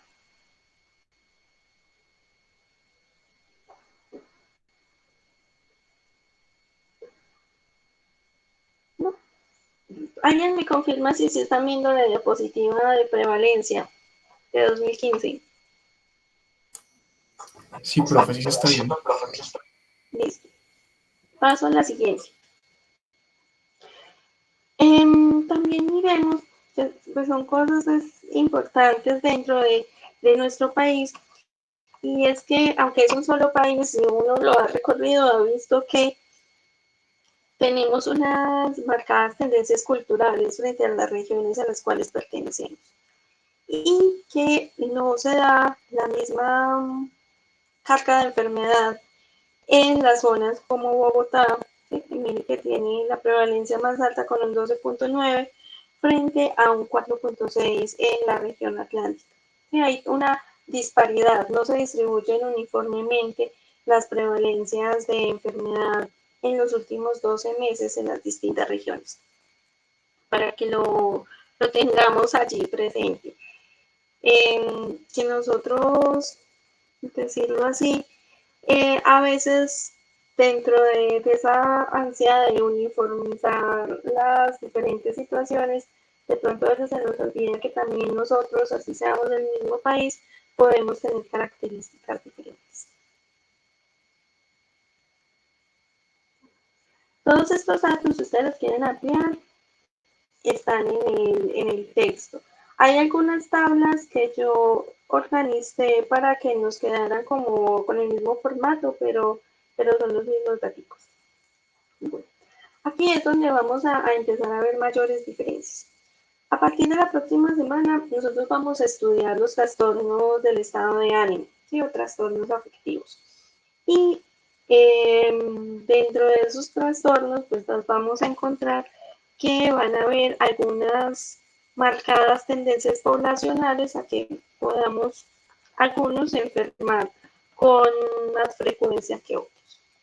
En este caso se está haciendo una comparación en los trastornos del estado de ánimo en el último año con relación al género. Entonces miremos el primer aspecto, el primer trastorno, que sería el trastorno depresivo mayor. El 3.2% de los hombres ha tenido esos trastornos del estado de ánimo en el último año en relación a un 5.4% de las mujeres. Entonces, ahí empezamos a ver una diferencia. Y también en el último, si las otras se parecen mucho, depresión menor, distimia, bipolar 1, bipolar 2, no hay una diferencia tan marcada. Un poco de pronto en cualquier trastorno depresivo, que nuevamente el sexo femenino tiene una tendencia más a estos problemas. Y en los cuadritos azules nos vamos a encontrar el informe de Medellín, que es en donde la mayoría de ustedes ejercerán, y nos vamos a encontrar que sí hay unas diferencias aquí más marcadas, sobre todo en cuanto al trastorno depresivo mayor. En el último año, 1.6% de los hombres ha tenido este diagnóstico frente al 5.6% de las mujeres. Es más del doble lo que vamos a tener aquí. Asimismo, pues distimia, ¿sí? Bipolar 1 y 2, más una tendencia ligeramente mayor en los hombres, muy poquita la diferencia, y cualquier trastorno afectivo también va a ser más del doble en las mujeres. Profe, Sí, esos datos son de personas que han sido diagnosticadas, sí, porque yo estuve leyendo, no sé en cuál de los dos, pero decía que los hombres o pues los niños tienden a eso a vamos. bueno, Estas son acuérdense que está distribuido en grupos poblacionales, estas ya serían de los adultos para arriba, o sea, de los de 18 para arriba. Porque cuando volteemos el asunto de mirar las prevalencias de los niños, van a ver esa parte tan curiosa que nos estaba contando la compañera. no, profe, pero yo no hablaba solo de, o sea, no me refería tanto a la etapa del ciclo, sino pues que hay mucha gente que no está diagnosticada, porque precisamente no habla de eso. Entonces no Sí, sé qué tan verdaderas puedan llegar a ser esas cifras.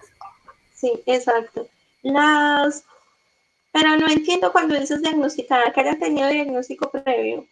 Sí, pero le pregunté que esos porcentajes son diagnósticos pues, por un profesional. Ok. Cuando se hace la encuesta, no es solamente preguntarle a las personas como si usted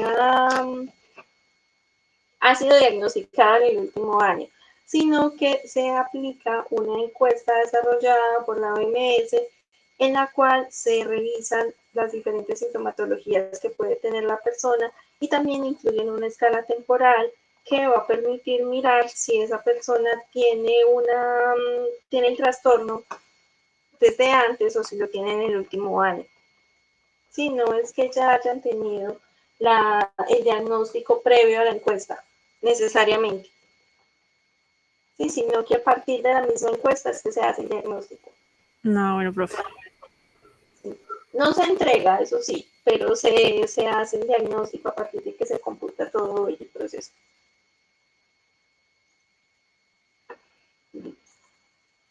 Bueno, ahora, frente a los trastornos de ansiedad, que ese es otro capítulo que vamos a ver, esta selección no es gratuita, encontramos que, aunque hubiéramos esperado que habría una prevalencia mucho más alta, en el Estudio Nacional de Salud Mental se encontró una prevalencia, pues, digámoslo, no bajita, pero no tan significativa como se esperaba. Y de todas maneras, pues la de sexo femenino, aunque no por mucho, sigue teniendo como un porcentaje más alto. El trastorno de pánico, ¿sí? Diremos que el 0.2% de prevalencia lo tienen las mujeres. En ansiedad generalizada, 0.7 también las mujeres frente a 1.2 de los hombres. Y en fobia social también estos resultados igual. No son, la diferencia no es muy grande, entonces no hay una tendencia marcada por el género, solo muy levemente elevada hacia las mujeres. Y no es tan grande la ansiedad generalizada como digamos uno podría pensar, porque ese es un motivo de consulta muy, muy amplio, muy frecuente. Bueno, y en Medellín, ¿sí? Dirémoslo, en nuestra ciudad, lo que nos encontramos también es en cuanto al trastorno de pánico, un 1% frente a un 4%, la ansiedad generalizada, la fobia social, la fobia específica también muy marcada en las mujeres, el estrés postraumático también casi el triple, y cualquier trastorno de ansiedad, las mujeres casi que doblan a los hombres en ese sentido. Entonces es mirarlo como desde el punto de vista de, digámoslo, cuáles son los más vulnerables o cuáles, digamos, son las más posibilidades de que nosotros atendamos. Porque así como ustedes han visto que hay mayor cantidad de estudiantes mujeres dentro de la psicología, también los que más consultan son mujeres. ¿Sí? Para que eso lo miremos también desde ese punto de vista de que también frente al género, ¿sí? No es solamente pues el género por el género, sino como que existe la vulnerabilidad y también esa tendencia a consultar más, a buscar más ayuda desde ese punto de vista. Bueno, entonces hasta aquí vimos que en los adultos hay una mayor prevalencia de los trastornos en las mujeres. Sin embargo, cuando se hace una revisión de la niñez y la adolescencia, las cosas cambian un poco, porque vamos a encontrarnos que en lo que se refiere a los problemas de la conducta, como el trastorno oposicionista desafiante, que también lo vamos a mirar, el trastorno de déficit de atención con hiperactividad y cualquiera, pues en general como estos diferentes trastornos, la prevalencia va a estar más para el lado masculino. Es decir, los niños varones van a tener una tendencia mayor a desarrollar ciertos problemas. Por ejemplo, en el negativista, el doble que en las niñas, en trastorno de la conducta casi el triple, el déficit de atención con hiperactividad levemente está en las mujeres más alto, y sí, esas serían como las, digamos, más importantes.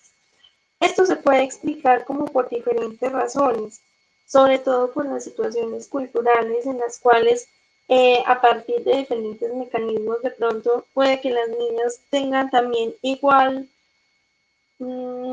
comportamientos disruptivos, pero a partir de diferentes mecanismos de control no se vaya a evidenciar de la misma manera esos diferentes trastornos.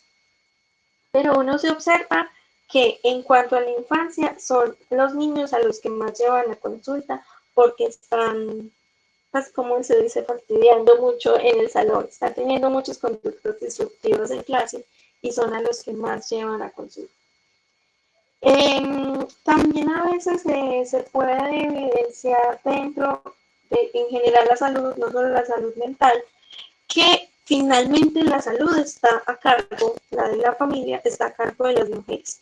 Entonces, que hay un pico en el cual los niños son llevados a consulta, los niños varones son llevados a consulta hasta cierta edad, que básicamente es hasta que empieza la adolescencia, y después de ahí no vuelven a consulta, sino como hasta después de los 30. Esto se ha observado que es porque son las mamás las que llevan a los niños, y cuando ya los niños se vuelven más independientes, dejan de asistir, ¿sí? No tienen ya esa costumbre proyectada y solo vuelven a ir cuando están enfermos. Mientras que las mujeres, las mamás las llevan a consulta, pero como nosotros nos enfermamos más y necesitamos controles periódicos de ciertas cosas, estamos mucho más en ese contacto médico. Entonces, de la misma manera, a los niños los llevan mucho a la consulta cuando se dejan, sí, a la consulta psicológica, es decir, cuando son más pequeñitos, pero ya a partir de los 12, 13 años, estas consultas empiezan a disminuir porque los niños ya se vuelven adolescentes y ya no aceptan la recomendación de ir a las consultas psicológicas. Esto es preocupante por unos que veremos a continuación, y es porque vamos a tener que en la adolescencia es donde se va a disparar ciertos comportamientos problemáticos como el consumo de sustancias. En Medellín, yo pues lo que cuando hicimos este estudio de la comparación entre los dos estudios, vimos que en Medellín había unas tendencias que eran diferentes frente al territorio nacional. Entonces, por ejemplo, aquí la tendencia a que los niños tengan más problemáticas que las niñas en cuanto a los problemas de la conducta sí es más marcada. Miren que el negativista desafiante es un 2.4 frente a 1.8. Cualquier trastorno de la conducta es el doble. El TDAH es el doble que en las niñas, y en general cualquier trastorno de la infancia, la niñez y la adolescencia va a ser 4.4% frente a un 2.8%. Entonces, esa marcada diferencia aquí en nuestro contexto también llama bastante la atención. Y esta no está nacional, esta solo la preguntan en Medellín, y esto es lo que les digo, ¿por qué están o por qué nos debe interesar tanto el asunto del tránsito de la infancia, en donde el niño recibe mucha atención en salud mental, a cuando en la adolescencia deja de recibir? Y es porque en cuanto al género, los niños, los varones, tienen una tendencia muy, muy grande a abuso del alcohol, dependencia, uso y abuso de drogas, ¿sí? Miren, en comparación con las mujeres, y cualquier trastorno por uso de sustancias es 5 veces mayor en los adolescentes, ¿sí? Sí, en general en los hombres que en las mujeres. Y de alguna manera, ahí es donde entramos a esa parte del macrocomponente, y es que eso es validado por la sociedad, ¿sí? Es validado en la medida que los niños empiezan a consumir alcohol en la casa y es normal para que sea hombre y no sé qué. Entonces ahí tenemos esos resultados. En general también la prevalencia de las adicciones suele ser mayor en los hombres.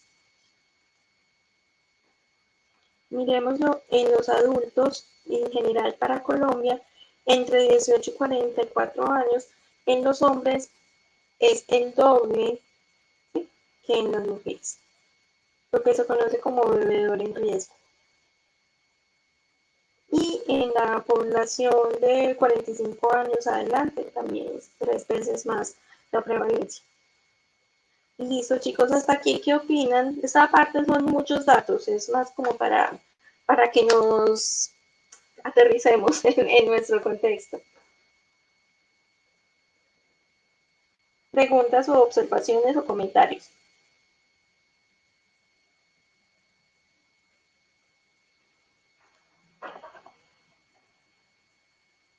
Hola. No hay comentarios.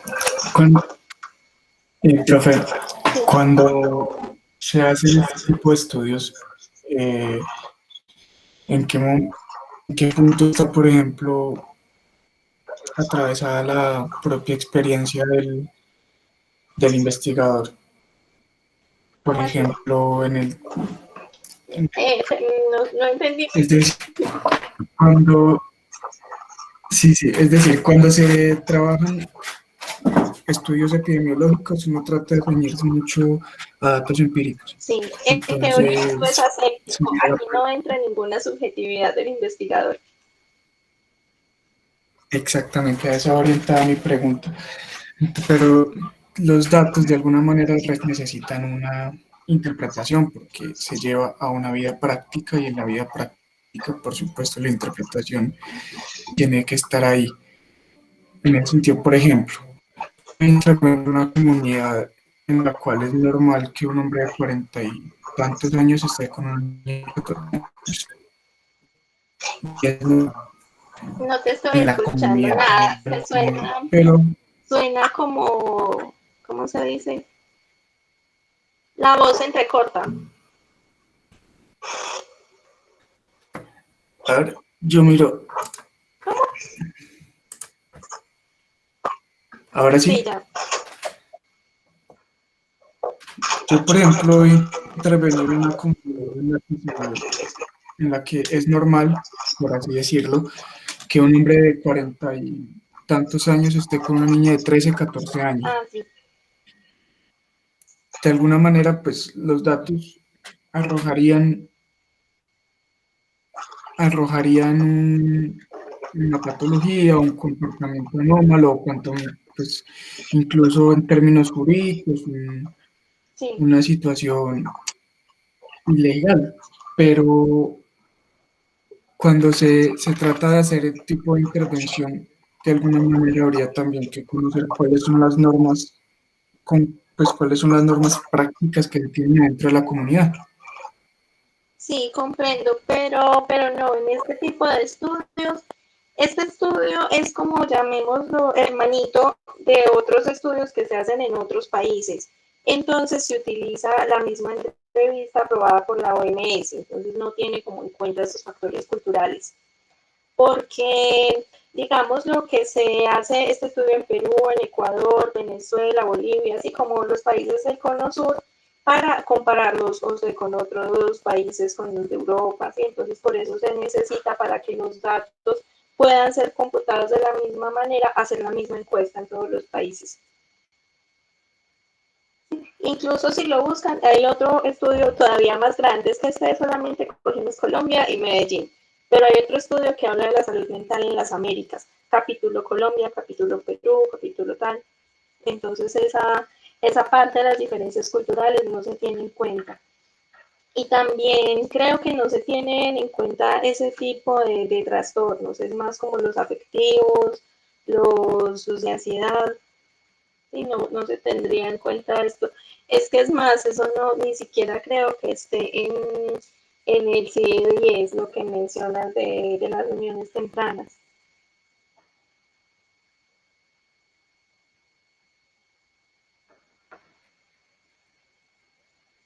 Pues, Pues digamos, en este caso funciona más como por un ejemplo. Es decir, porque podría trasladar a muchos otros elementos, por ejemplo, una conducta anómala en los niños dentro de una comunidad, ah, ya, la interpretación que se tiene de ciertos comportamientos, claro, incluso la interpretación religiosa que se tiene de algunos comportamientos o algunas conductas anormales, sí, son situaciones que a uno, pues que a mí me hacen considerar muchas cosas. Por ejemplo, claro, uno habla de comunidades y cuando uno habla de una comunidad se imagina pues una comunidad hermética, cerrada, que está en medio de una selva o en medio de un desierto, pero va incluso más allá, es decir, por ejemplo, la interpretación que se haría en los barrios marginados de este contexto, qué tipo de interpretación se tiene de ciertas conductas. No todas las familias tienen el acercamiento a la salud mental, ni siquiera saben si sea algo que se pueda enfermar o no. O sea, son cosas que a mí me causan inquietud, sobre todo porque yo, pues, como lo estoy entendiendo y seguramente lo estoy entendiendo mal, es como estudios herméticos que operan muy bien para un sistema de salud X, en el cual nosotros trabajamos diagnóstico, tratamiento interventivo y resolución de la patología. Pero siguen siendo sistemas de salud que de alguna manera no se podrían ver en contexto, porque el contexto está arrojando eh, condiciones sociales mucho más complejas y mucho más difíciles de interpretar. Claro. No sé si me haga Sí, entender.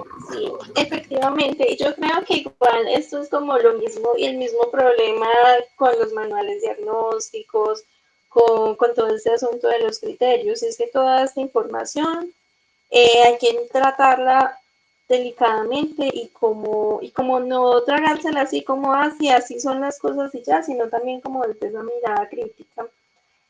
Porque efectivamente, pues en lo que mencionas, estaba pensando como en el trastorno negativista desafiante, como que puede que haya, pues puede llegar a haber, no sé, comunidades o lugares en los cuales no sea, imaginariamente no sea la norma que los niños obedezcan a los adultos, ¿sí? Por decir algo así. Entonces ahí no hablaríamos de un trastorno negativista, pero si le pasamos los criterios, puede que el niño los cumpla.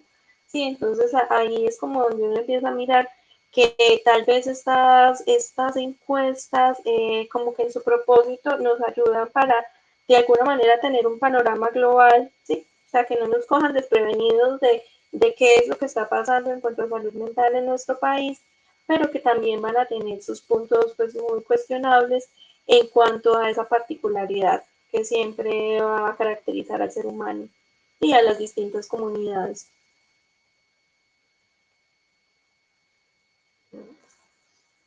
Bueno, eh, sí, porque también estaba pensando como en otros países en donde es normal que los niños empiecen a ingerir alcohol, pues pero normal, no como que en una fiesta o que vengas de hombre, sino que es normal que te sirvan vino con la comida desde chiquito. Pues ahí estaríamos hablando de un uso o abuso del alcohol, sí, como que también mirar esa parte cultural.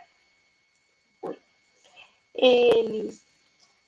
No obstante, centrándonos nuevamente en nuestra ciudad, vamos a ver que preocupante desde ese punto de vista de cuando empezamos a hacer prácticas, intervenciones en las instituciones educativas, que la mayor prevalencia de abuso y dependencia de drogas va a darse en los adolescentes. ¿Sí? Comparando adolescentes con adultos, los adolescentes tienen el doble de abuso de sustancias que los adultos y el doble de dependencia de esas sustancias.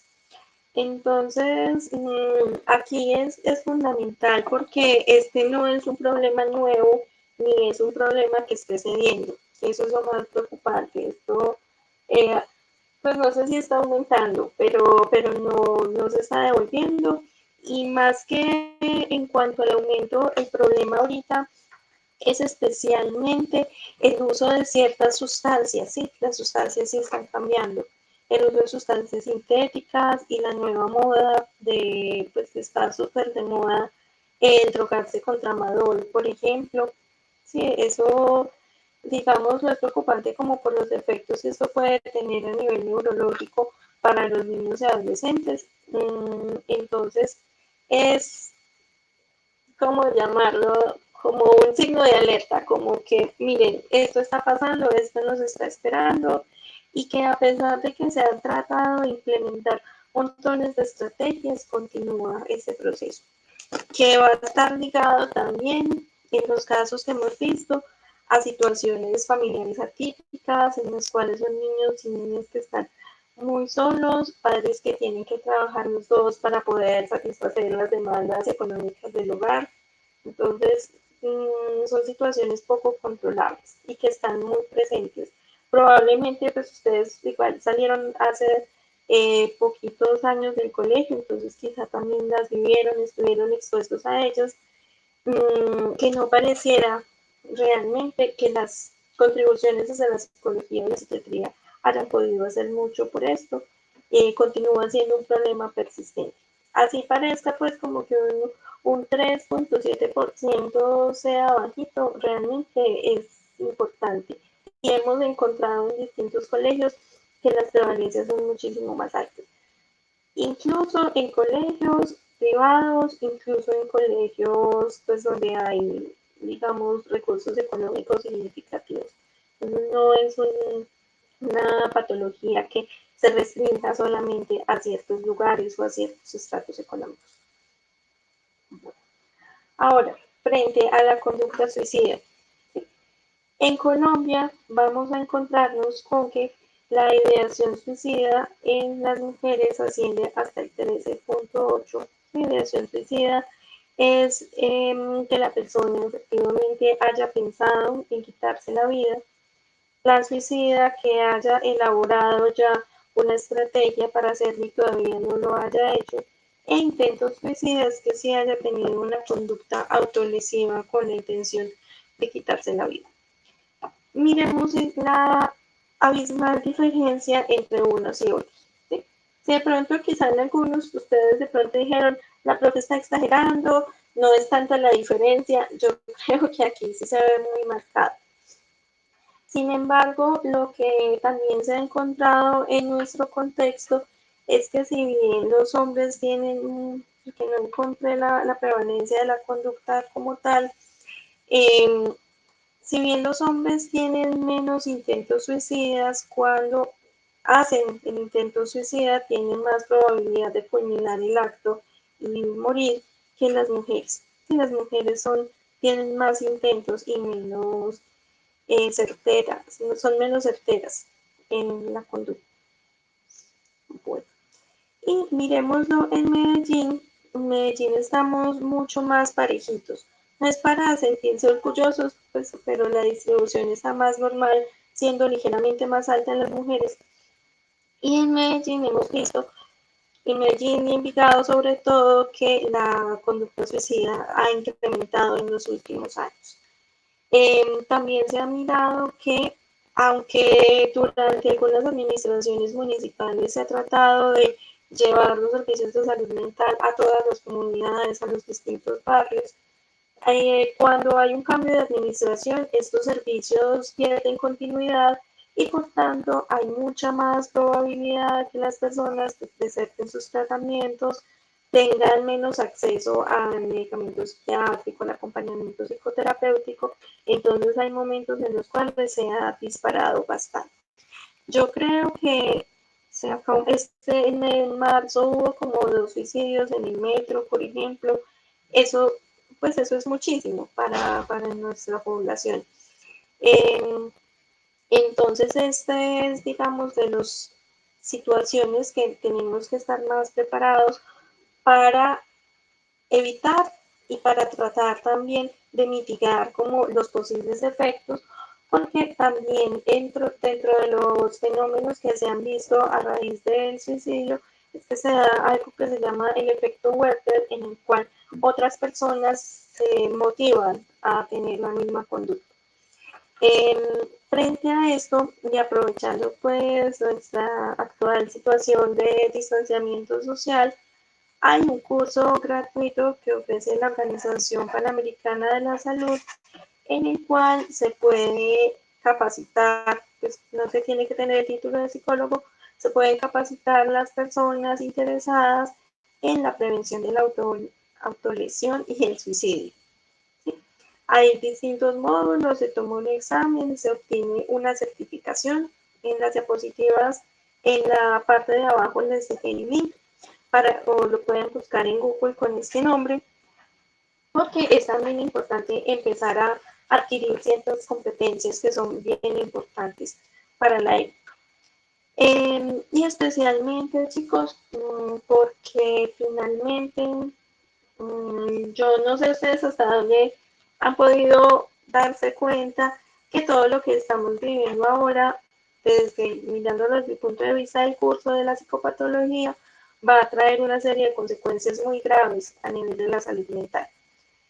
Todo esto del distanciamiento, del aislamiento, la preocupación constante, esto de tener que lavarnos compulsivamente todo lo que entra a la casa, las personas, la ropa, todo esto. Y pues sí, todo el impacto económico que va a venir, pues se está dando, pero el impacto económico tan negativo que vamos a tener el resto de año va a perjudicar gravemente la salud mental en general del mundo. Entonces es también como ir adquiriendo ciertas herramientas y aprovechando un poco esta situación del tiempo. Entonces cuando les subo las diapositivas se fijan que en la parte de notas de las diapositivas está el link. Bueno, dentro de lo importante y lo rescatable de estos estudios de salud mental, tanto a nivel local como a nivel nacional, es empezar a mirar que no solamente la salud mental, la promoción de la salud mental, se puede hacer como desde lo individual, ¿sí? Porque como desde lo individual hemos fracasado enormemente, ¿sí? Es cuando ampliamos el panorama y tomamos en cuenta los determinantes sociales de la salud que podemos realmente mirar cómo podemos disminuir la carga de enfermedad en la salud mental. Se han tomado distintas medidas y son esfuerzos que es importante reconocer, como por ejemplo estos programas que se llaman Buen Comienzo, en los cuales se busca brindar atención desde la misma gestación para promover el buen trato en los niños. Y esto en concordancia a que es ya un hecho científico que el buen trato es un factor protector contra diferentes problemas de la salud mental. Entonces, pues miremoslo como en el segundo punto que aparece aquí, que hay programas dirigidos a la intervención temprana en la infancia, el fortalecimiento de las familias, que por ejemplo la OMS dice, para ese problema que tenemos de las adicciones en la etapa escolar, lo más importante es generar habilidades para la vida y dentro de ellas las habilidades sociales son fundamentales. Además que hay lugares en donde tenemos a la población cautiva, como son los colegios, las universidades, y es allí donde tenemos que apuntar sobre todo los esfuerzos para hacer prevención y contención desde ese punto de vista. Y entender que los diferentes puntos que vimos en la historia natural de la enfermedad lo que muestran es que uno puede hacer prevención en cualquiera de las tres etapas de la enfermedad.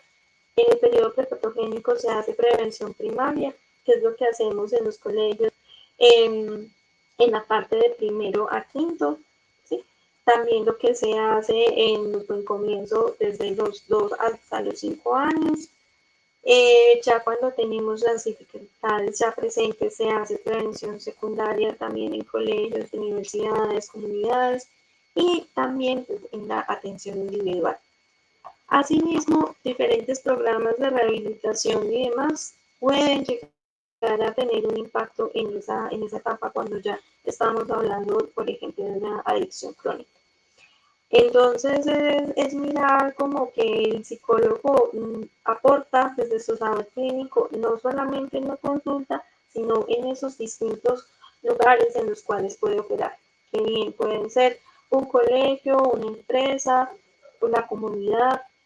Hay muchos escenarios en los cuales nos podemos desenvolver y en los cuales estamos llamados a hacer. Esta pirámide ya es la última diapositiva para terminar. Esta pirámide del impacto en salud nos va mostrando que entre más abajo podamos hacer intervención, más realmente se va a poder hacer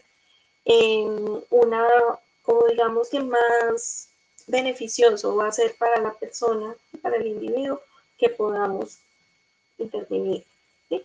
En la medida que los factores socioeconómicos son los que están a la base, ¿sí?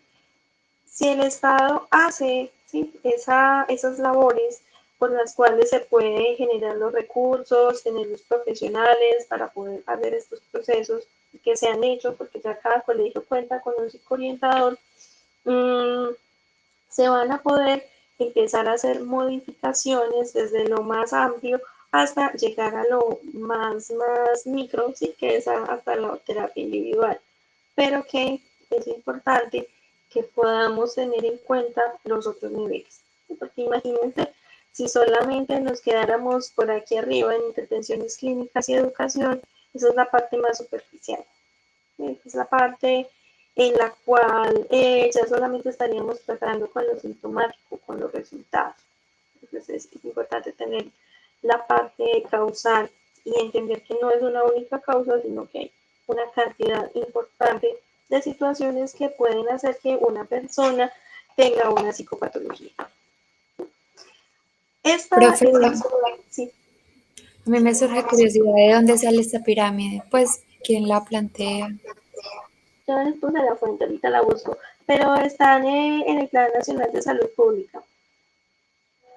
Pero esta no es la pirámide de Maslow, yo creo que aquí la tengo. Ahorita les pongo la fuente antes de subírselas. Pero no se propone desde la salud pública. Esto es perspectiva de la salud pública hacia la salud mental. Ok, profe. Listo, chicos. Entonces, este es el cierre de esta primera unidad, que era como más de conceptualización.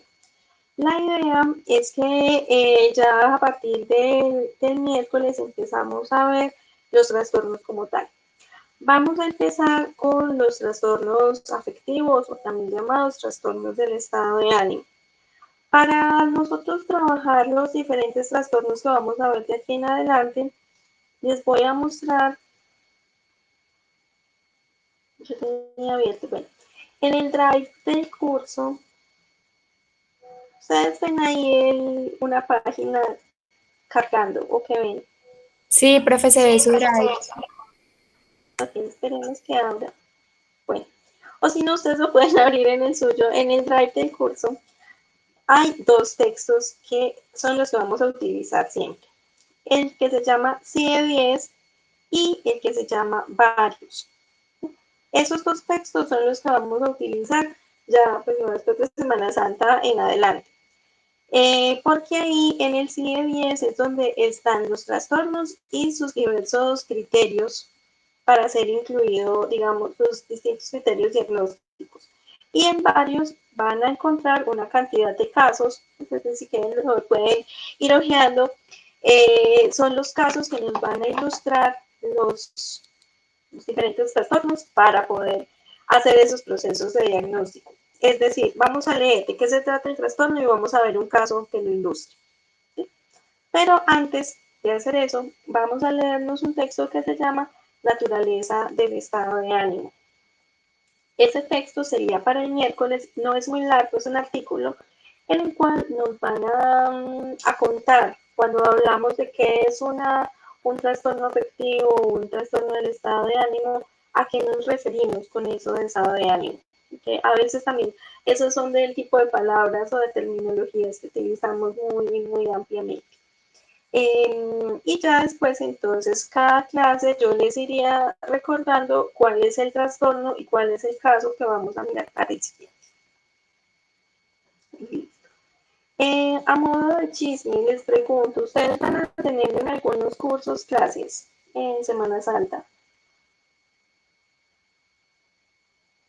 En mis cursos no se ha hablado de eso. No, ok. Ni En los idea, que yo pero estoy tampoco. ¿Cómo? ni idea. No. Listo, chicos. No, entonces para la próxima clase estaría este texto que se llama Naturaleza del estado de ánimo.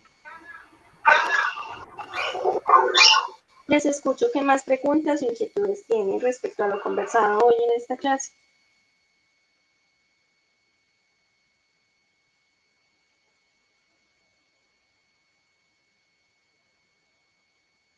No, profe, yo solo tengo un comentario de que es demasiado interesante este curso.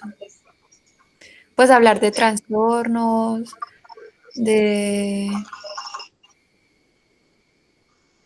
pues plantearse de qué es un trastorno, de que pues si en realidad si es algo si es una patología, pues es muy interesante el curso. Ah, listo. Lástima que no podemos hacer presencial, pero bueno, muchas gracias.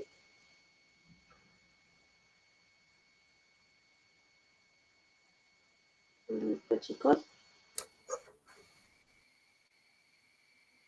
Bueno, no sé si hay más comentarios. Ok, profe, hasta luego. Listo, hasta luego, que estén muy bien. Chao, profe, gracias. Chao, nos vemos el miércoles. Chao. Chao. Chao.